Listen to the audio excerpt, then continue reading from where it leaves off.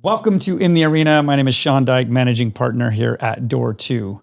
So one of the things that we've noticed over the years in our work is that many of the leaders we're fortunate enough to work with are self-admittedly what is known as an insecure overachiever. And what we get to do in our work is help them identify where they get their self-worth from. Joining me today is podcast regular Mr. Chris Stemp to kind of talk through a more meaty sort of complex discussion around this one. Yeah, and admittedly, I kind of want to be here just to learn from you, right? Yeah. You're the one having these calls, getting the midnight texts from colleagues, friends, clients about these types of things. An insecure overachiever, I think on its face is something a lot of people either identify with or question, what does that mean? Do I fall into it? So given what you see, how would you define insecure overachiever and what does it look like? Yeah, it probably doesn't have a perfectly clean definition, does it? And in some ways, what I think is interesting about this idea is the vast majority of people that are successful would 100% call themselves an overachiever. Mm-hmm. Now, if we drop the word insecure in front of that, Good point. There's a lot of people that are like, no, that's not me. I'm not. I'm quite good at what I'm doing. Many that have heard the phrase, many that know what it is, there start an honest recognition of that truth. So what is insecure overachiever? I'd say on its face, it's an individual that tends to orient their self-worth or their value in the work accomplishments they do. So if I do enough, if I sell enough, if I earn enough of course being this loose and arbitrary space, Mm-hmm. then I am enough. Mm-hmm. So my attribution of my worth is connected to the output of my work product. Mm-hmm. Got it. Okay. And now, how do I then differentiate between, well, I'm just motivated, I'm just achievement driven, I'm just goal oriented, to insecure overachiever? And in truth, I think you would admit that the labeling of it isn't what matters. No. But what does matter? Yeah, I think what matters out of the gate is the recognition that if this is something that I have, which is what's funny about this, we've talked about this before. I think we talked about one of the times whenever like, what's the dialogue behind the closed door? Mm-hmm. Is that when the individual, and you socialize this concept with them, their willingness to say like, well, that's totally me, right? And honestly, isn't that like most people? Right. And I think you and I talked a little bit about, if you look at like, well, what percentage of people drop into this category on really successful, we'll use that term of, executives that move into these leadership ranks. And I think we said that if you meant this by individuals that orient their self-worth in their work product, that feel a need to burn the candle at both ends, that are just perpetually in pursuit of bigger, better, faster, Mm-hmm. it's materially the vast majority of leaders. Mm-hmm. A lot of individuals in this space. Does that mean that they're not just goal-driven or that I'm not in pursuit of excellence? It doesn't mean that, because materially you would kind of look the same on some level. So let me give this example. There's a guy that I work with, that I coach, that, anybody that just had observation of him would say like, the human's incredible. Mm-hmm. Like what they've accomplished, their recall capacity, their collective capability of organizational knowledge, their family life, the Instagram perfect realities that they get to experience that other people look on and see. We would all look at him and say like, well, that's incredible. This person's amazing. And he is. Yet behind the closed doors, when I chat with him, there's a perpetual fear of failing, feeling like I'm just not doing it right, feeling like I'm not doing enough. So the achievement is not fulfilling the self-worth. No, in this example. it's in essence masking it on some levels. So I think that's kind of one of the complicated spaces that we work in. But when I other orient my value, I misattribute my self-worth or my value to the work that I'm doing. I just need to do more work and more work and more work. Mm-hmm. And as I execute and as I do those things, I get a hit of some value, but I'm not fixing. All that does materially is demonstrate my ability to be productive. It's not addressing or tending to some of the fractures that we have in identity. Mm-hmm. Now, the question that I have is, take your job, for example, right? Like what you do for a living, coaching, consulting, guiding leaders and executives and things like that. How does this play a role in what you are hired to do? Yeah. The reason I'm asking this is because I could imagine somebody thinking, yeah, it's the cross I bear, but it definitely makes me productive. Sure. So it's one of those things of like, do I want to fault the thing that got me here? And then if you try to highlight that for them, how are you adding value in that moment or in their role as a leader of an organization? Yeah. There's a few things in that. So let's look at how do we want to bifurcate? Let's start with, in my earlier years, how that internal drive actually probably served me as an individual contributor and as an early leader, because that showing up in me did translate into, I get a lot done. Right. I mean, one could argue that companies might seek insecure overachievers. Almost weaponize it unintentionally against themselves to an extent, you think? Yeah, because on some level, I hire this individual that works 14 hours a day, burns through it, gets it done, execute. I mean, they're just crushing it all the time.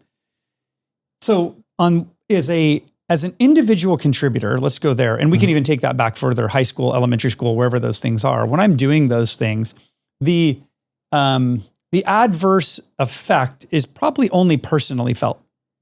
I don't have an adverse effect on people around me yet.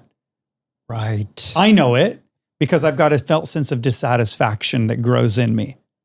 I'm trying to do, but I'm not actually feeling that headspace, right? So we talked about this way early on, whenever there's that echo and that descent between my worth and my accomplishment. I can just feel this kind of delta in there. But as an individual contributor, if I'm coaching somebody in that space, I'm primarily going to be working with them on their felt level of satisfaction and accomplishment. And do they consistently feel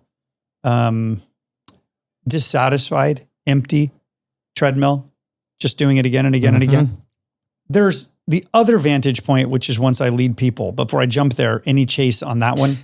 Well, actually, I just want to double down. It's a really important statement. And you've been teaching me to not let important statements just go off at the wind, right? So let's say you're working with coaching, mentoring an individual contributor. The position doesn't fully matter. It's just semantics. But how do you feel is potentially the most important thing? Yeah. If we really zoom out. Now, we would even say an evolved organization would like to make sure that their people feel good about what they're doing and et cetera, et cetera. So let's say you have that high performer working 14 hours a day or whatever it is, and you get on a call with them or whatever it might be, and they say, yeah, I'm crushing it. And you go, I know, they're slating you for a leadership position. And they go, I struggle to wake up every morning. And they don't know why. This is where that line becomes important. Am I trying to fill a hole with work that needs, or fill a hole with achievement or accomplishment that needs to be filled something else elsewhere? This is misattribution of value. Actually, let's link into what it looks like when you're in a leadership role, and we'll circle back around to those two things, two statements. One of these individuals, I know will hear this. The other one may not. They were both in leadership roles. I'm coaching one of them. Another one I was in a session with. The person that I'm coaching, I got on a call with, and they say to me, you're going to be upset with me. And I said, why am I going to be upset with you? And they said, because I had to open my car door at a stoplight this morning and throw up. Because the felt level of anxiety, anxiousness, stress, pressure, self-applied that I've got to do. By the way, that's not only there, that's also as the room mom. That's also as the needing to look perfect in the family systems. That's when I'm hosting all those things that I am trying to get self-worth and value through my work product. The other individual was a factory manager in a large organization. he took over a really poor running factory, and then he got it to the best running factory. And so he won the worst to first award among like 30 factories. And everybody's like, the guy's a rock star. It's amazing. And that's what we all saw. And we're sitting at an event, and I'm sitting with him outside of a fire. And he said, for nearly a year, I woke up every morning and threw up before I went to work.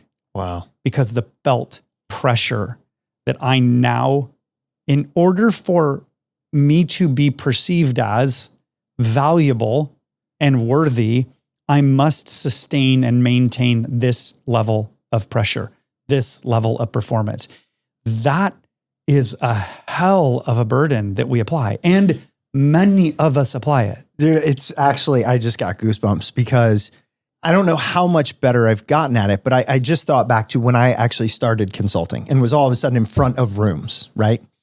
And I remember for the first 2 years, probably the most stressful time of my life, because let's say I did 100 events a year. I had to bat, or at least I thought I had to bat 1,000. Genuinely. So every room, 20 people times 100, 2,000 people had to think, believe, say, give feedback that was the best day they've ever had, right? And only really in this moment thinking back to say like, well, why? And then what did I tell myself about that? And if that didn't happen, what meaning was I placing on it? The reason I'm telling this kind of story or learning on the fly here is because I think for those listening, you know, you're driving along, you're mowing the lawn, whatever it is, it's kind of easy to go, yeah, I mean, I like to accomplish stuff, but tying your self-worth seems like a pretty, deep, event here. In reality, how often do we do that and not even recognize we've done it? Yes. And that's what you're saying. Correct. That's part of your job is to notice it from that third-party vantage point. This is this is oftentimes not done with intentional malice to self. Right. It's the self-critic over the self-coach that tends to show up internally with it. We're just not even aware that we're in pursuit of that. So link back to, as a manager or as a leader, what's the adverse reality tied into this? Because we said with the individual contributor, really, it's in a lot of ways primarily self-experience. Yeah. In truth, there's probably a radiance to it for those around you. But in a leadership role, if you're in a spot where the activity work you're leading and or doing is more oriented around scratching an itch you personally have in order to get your needs met and your self-worth experienced, are we misdirecting activity? Are we misdirecting the org? Are we disabling or disengaging the people that we lead at a cost because we need to get a need met? And I will tell you, most of the time, people are not aware of that. It's not a thought that they necessarily have. Yeah. So if you jump all the way to the end of a career arc, we've talked about this. When I get to coach someone into retirement, or our team coaches someone into retirement, this is one of the biggest things we have to work toward, which is, hey, in 6 months, you will no longer have a business card with a title. You will no longer have a team. You will no longer have an individual execution of something.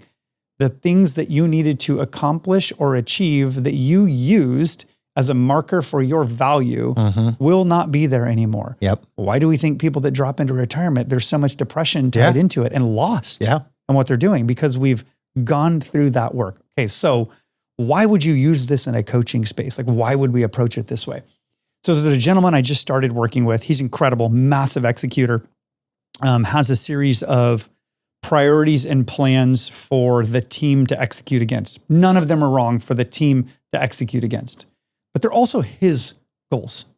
And when you are in a spot of insecure overachievement, it is highly improbable that you will not achieve the goal. You're going to pursue it. Right. So I asked him, so that is your goals as a leader, is to deliver on those 5. And he said, well, no, not really. And I said, well, what are your goals? And he said, well, ultimately, I want to leave an incredibly competent, capable team that has a legacy of me growing them into this self-sustaining group. I said, great. So where are your goals? None of his goals are directing him toward that behavior. Got it. So he's going to pursue accomplishment of the task because it scratches the itch. So number one, that's cool. Number two, let's create a list of things that you're going to do that are better serve you in your collective experience. And we then got to take the more uncomfortable step back, which is even that. Now I've reoriented a set of activities that I'm going to do to serve a broader purpose. That's still great. Yep. But it's still going back to you're attempting to execute work to find self-worth. So the question I asked him really genuinely was, do you know why you need to do this? Like, what is compelling you to want to do that? Okay. Now, that's going to sound simple on face value, but if we just pause for a second, I won't do this to you real time. We could do this to each other. But if we said, like, why are you doing what you do? Right. You would give me initially a couple of things that are true, accurate, but incomplete. And then if we dug a little deeper into that, and then a little deeper into that, we would get to a real core of like, why do I do these things that I need to do? So in our coaching work around this idea, when I have someone that really embodies insecure overachiever, the internal language I often use is trying to figure out what the ghosts they're chasing are. They're in pursuit of a feeling state. They're in pursuit of an acknowledgement from someone in some way that has them feel whole. So there's two questions I ask. These questions sound super simple at face value. You get to, I don't know if you've answered them for yourself or I've ever asked you this one. They sound really, really easy. I asked them not to answer them on the spot. And then they almost always say, well, I think I can. I say, great, but still take it back. If you've got a spouse, chat with them. Question number one is, do you know what you need to hear in order to know that you're enough? Now, somebody might say, wow, that sounds super fluffy in what we're doing. That sounds more like you're sitting and laying on a couch than you are in an executive coaching situation. But if we're unaware of what's driving what we're doing, we drop into a lot of autopilot activity, doing things, serving a need we're not even aware we have. So question number one, do you know what you need to hear? The second one, which is probably more complicated, is from who? Whether we want to believe it or not, the vast majority of us have heroes in our lives that we want to admire us, that we want to be proud of us, that we want to say, nice job. And it's often those individuals that we're pursuing acknowledgement from around the things that we're doing. Right. I'll pause. Well, yeah, good pause, because this is what the thinker in me is wondering is, I think those two questions, extremely powerful and always pertinent. And there is a additional component, which is, what do they need to hear from themselves? Meaning, like, you know, I think a lot of people would say that motivation to accomplish, that drive, is part of a want to not just feel valued, but to be valuable. I get that people might want to be filling a hole somehow, and that's a unhealthy use of their skills to an extent, right? But in the same vein, we all need to be driven to accomplish by something, or else we could squander our talents. So what do we replace it with?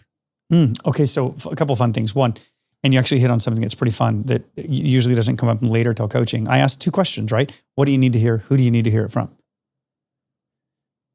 That second question often is self. Ah, I see. Okay. So that person can be you. Correct. You coach towards in an that. ideal world, that person ought to be you. Wow. Okay. So that we're not perpetually other-orienting self-worth. Now, this is really hard, right? Yeah. You and I, relatively healthy folks. Right. We And also worked on it. Yeah. genuinely appreciate what our wife has to say about us. Yeah. That matters. Yeah. We have friends, we have colleagues. What you think about me matters to me. Yep. Like, that does matter. Yeah.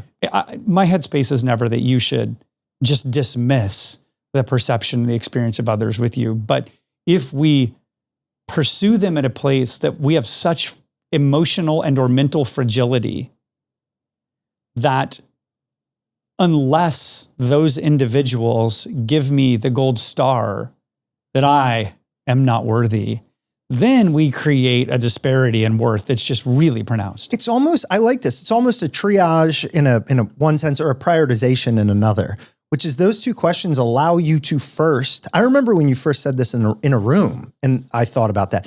It allows you to say, what wounds, if you will, do I have that are not serving me, right? And then if you can work through that, work past that, acknowledge it, et cetera, then you may have the space to say, what is my internal dialogue? Yes. But you might have to go through the other one first. Yeah, 100%. And I think what's funny in this space too is a lot of times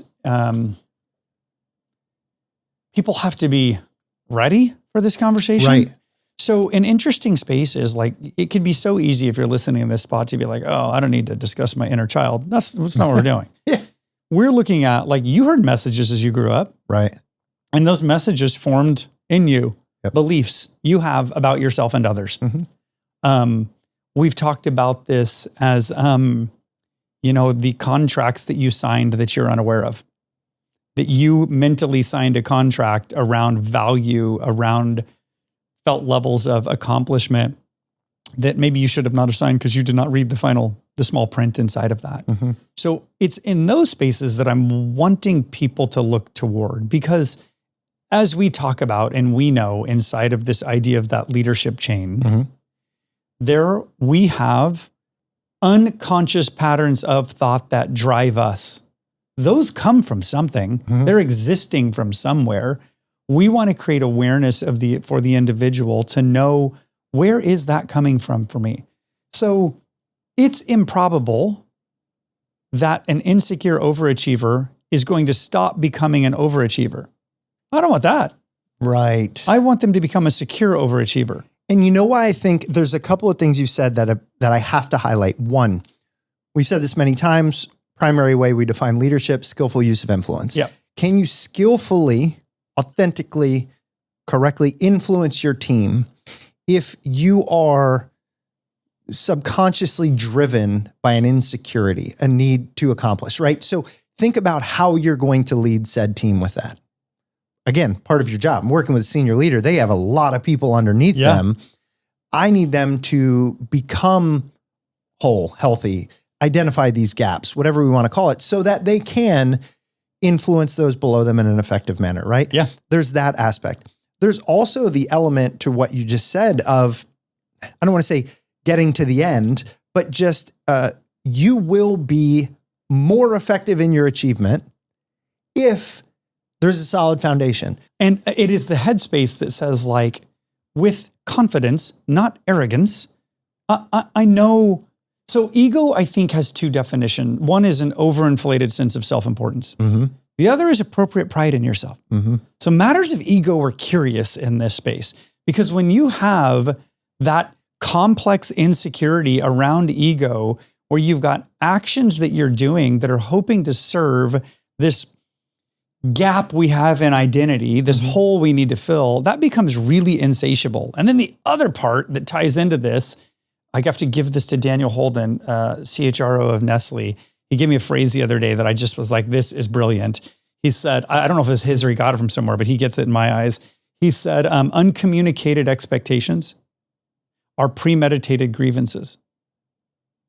Say it again. Uncommunicated expectations are premeditated grievances. Because I know I want something, and when it doesn't happen, I'm going to get mad at you about that. But I probably also didn't tell you about that. Of course. So I'm leading individuals, and I know I need these things to happen. Well, why do I need these things to happen? Because I need them to satisfy my issues and my itch, the things that I need inside of the space. There you go. So that thing needs to be executed and accomplished. Am I saying it needs to be executed or accomplished because of the grander purpose of the business execution? And then maybe the individual doesn't feel that same kind of need state around it versus situations where it's an articulation of, this matters to me. Like, it's important to me. Like, think about if I came to you and I said, hey, Chris, I'd really love this thing to get done, because I think it would be better for DoorTwo. I think you would lock in and you would do it. 100%. But I think, tell me I'm wrong, that if I came to you and said, hey, I really need this thing to be done because, well, in truth, man, it just personally matters to me. Like I feel like it will help me to feel like the pursuit of my dreams are better realized. Sure. I'm assuming you'd be more inclined to help serve that second one inside of it. I actually think either from you would resonate almost the exact same, but it's due to the prior relationship building done in what I think is a strong leadership way. Yeah. This is where I was going with that is the leader who approaches from insecure overachiever ideals might say, or you may have led in, hey, I need you to do this. You got to do this. We need more. And then I or the people you lead would drop into the fervor of trying to meet that. Yeah. But once the foundation is set, it makes your job a little easier. A lot easier. So I kind of think it's dependent up front. I agree. On how and you I think in those show spots, up. you know where it's coming from. Right. I'll give an add-in that's kind of this echo in the back of my mind around this. I'm coaching a guy that is just killing it. But it's just feeling so like he's just failing. And it was one of the weirdest things for me because everything was winning. Everything was winning. And he just was living in this self-deprecating place constantly. So I got really curious about matters of ego. Like what happens that either overinflates somebody's sense of self-importance or undervalues it? Like, where does that come from? And so the founder of our firm, Brad Spencer, turned me on to a book. The title of the book is Why Am I Afraid to Tell You Who I Am? And probably in my eyes, one of the coolest parts about the story of this book, and it's early in the chapter, in the introduction, the author said he was on a plane having a conversation with somebody. And it comes up that he's going to write a book. He's not an author normally, is technically a Jesuit priest. And he's writing this book. And the passenger says, what's the title of the book? And he says, it's called Why Am I Afraid to Tell You Who I Am? And the passenger says, oh, do you want me to tell you? And the author said, no, that's the name of the book. And he said, no, I know, but do you want me to tell you? And he said, sure. And he said his response was, it's because it's all I've got. If I'm not enough in your eyes, and I have put my worth in you believing I'm enough, what happens to me if you don't think I'm enough anymore? I just crumble. So you and I have talked about this idea of how many people in your life, how many people listening can truly, truly, truly authentically say, I know I'm enough. I can stand in front of a mirror and feel confident. I can walk in front of a room and feel complete grace with who I am. I can stand somewhere and say, I have no idea how the heck to score tennis because that still makes no sense to me. I don't have any idea how the hell to do that. You and I've had this conversation. I don't know sports at all. Not pretty much at all. I wasn't going to call you out live here, correct. but and so it goes 15:30. Okay, I just tell you. Any, right? And so like as a gent, it's not uncommon to be among other gents. Sports come up.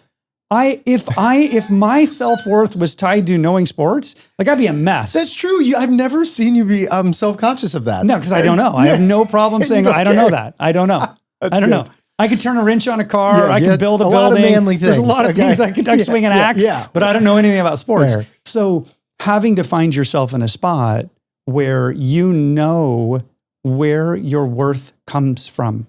Insecure overachieving is a place where your capability outpaces your identity.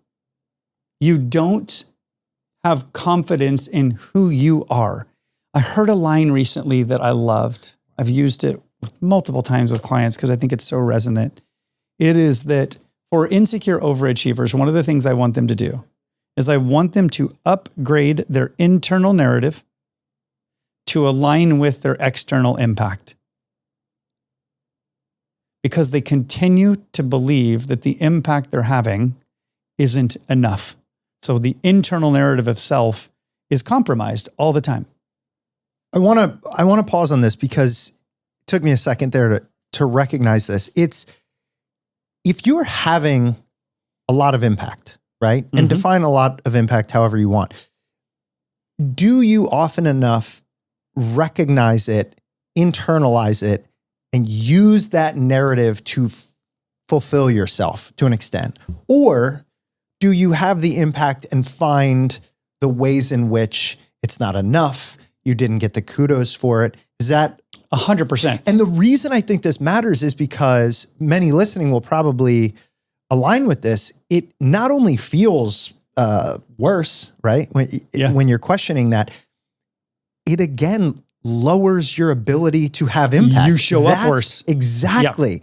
If you don't recognize it and you question it, then you do less. You play smaller. You are more, tiptoeing around what you want to accomplish. I can't help but think about, there's this moment a couple years ago with one of our colleagues. We're at an offsite event. This gentleman comes up and it's just relevant, so I'll share it. You can edit it out if we don't like it. He's my favorite. He's like a big dude. He's he's not a small man. I'm a slight guy. And so like this dude comes up and he's a pretty big guy. He's got a deep voice.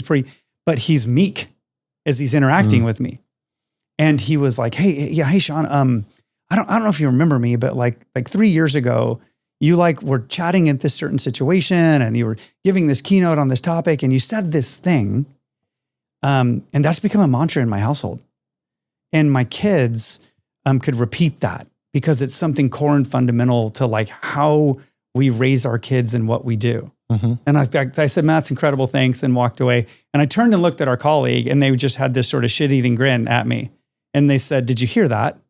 And I was like, yeah. No, I know. And they were like, no, did you hear that? Yeah. Will you let it land on the real impact that you're having and believe in self? When does that happen? So we're going to move into solution orientation in a minute. And for those who identify as insecure overachiever and they've walked through here, we've given them some drips and you just gave one right there, which is the idea of in order to fill that hole to an extent, we have to let it land when people give us positive feedback. Yeah. We have to hear the impact we have. We have to be willing to take, positive comments our way. And there is an exercise that taught me this really bluntly, almost in a scary way. Yeah. I did it as a participant in a workshop and it's called "And Furthermore." Yeah. Would you be willing to give a quick synopsis of what "And Furthermore" is? More importantly, why do we do it and what is the impact? Yeah. Okay. So let's start with the frequency with which we walk around with an empty bucket. So if we use Tom Rath's book, great book called How Full Is Your Bucket? There's a phenomenal one for kids. If you don't know this, it is called How Full Is Your Bucket? My kids have read this. They know it. They read it. It's amazing. And the general concept behind it is, behind any of these states is that we have psychological needs. And when we get those needs met, we are better able to feel satisfied and to act in service of others and lead and do all of the incredible things that we need to do. So, by the way, if you're interested in psychological needs, we alluded to it in a previous episode, but make sure you subscribe or whatever to the podcast.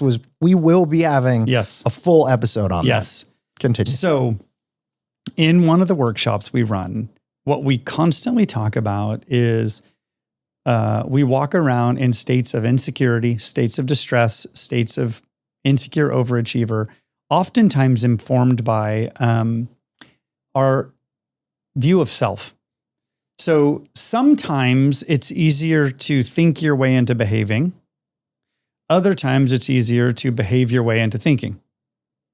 So there is a behavior we ask people to do in this workshop that is designed to move them toward thinking this way. And it sounds so simple, and it is always so hard. My first time doing it was really hard. It literally just sounds like this. At the end of the workshop, we ask people, if someone here did something over these last few days that you appreciated, they shared something that allowed you to connect more effectively, they listened in a moment, they sat with you at dinner, whatever that thing was, and you want to say thank you to them, we ask you to. Now that part's easy. People are relatively good at throwing out comments all the time or compliments. So let's say the person says like, hey, Chris, I just wanted to say I appreciate the willingness that you have to kind of walk through some of your stories because it really helped me anchor my experiences on that framework. It was really useful. Now, the common thing people do is they go, thanks. I really appreciated what you did. And they just lob it right back at them. Give the compliment back. So it does two things. Number one, you don't let it land. So you don't feel it. Number two, which is probably the most powerful for me as a harmonizer. Again, those thoughts are on earlier episodes. It discounts the other person. So if you come to me and you give me a compliment and I go, yeah, and then I just give you one, you just put thought into it. Or one of the worst ones is if people say it was nothing. They actually are asking you, they authentically care and are asking you about it, or they're giving you that compliment. Okay, so they give the compliment. Your job is to say thank you. And furthermore, it's something that I thoughtfully work on. I really try to intentionally create a space where people can work through their own experiences through my vulnerability. So we ask you to let it land. When people do this, it is a stumble. It is awkward. It is hard. So we're constantly in a spot where accolade, acknowledgement, psychological need is being given, but we discount it. We deflect it. A lot of times because we think about worthiness issues, we just don't feel like it's there. So when we do this, what we're trying to do is we're trying to install a behavior, as awkward or as uncomfortable it may be, that creates a space for you to start letting your impact land, upgrading your internal narrative with your external impact. And people want to give you this all the time. The vast majority of the time, we just don't let it land. So can we, as an insecure overachiever, start believing what people tell us, start hearing it, and shift into a secure overachiever? I'm not going to ask you to stop grinding. I know there's a self-worth piece that's tied into that. But can you do that through a lens of confidence, security, knowing what you're bringing and the value that you have, not from a place of insecurity and dissatisfaction? And I want to bring it home with what you just said. Why this specific activity, and many of the things for anyone who labels himself an insecure overachiever to think about. It's because a lot of it is looking to feel secure in who they are, not just secure in their ability to achieve. We said this on an earlier episode. It's one of my favorite quotes, right? Confidence is determined by the memories you choose to remember. Yep.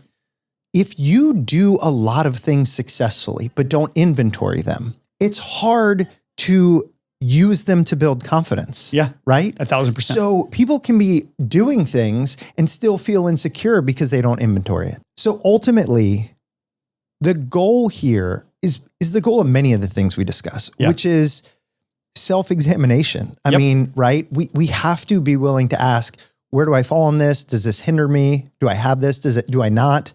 And then that must come before being able to do something about it, right? All growth starts with self-awareness. Yes. Increase self-awareness to understand that some of what might be driving my behavior is actually felt levels of insecurity and misattribution of my worth. Exactly. So how do I take stock of that, take inventory of that, and systematically start working through the value that I bring, the worth that I bring, the self-worth that I have through a healthy vantage point so that I can more effectively lead and serve those that have been willing to be guided by me and those that I love. It's a journey that we'll continue to take here and want to help others go through. So thanks for bringing it, Shaun. You bet, bud. Talk soon. See you.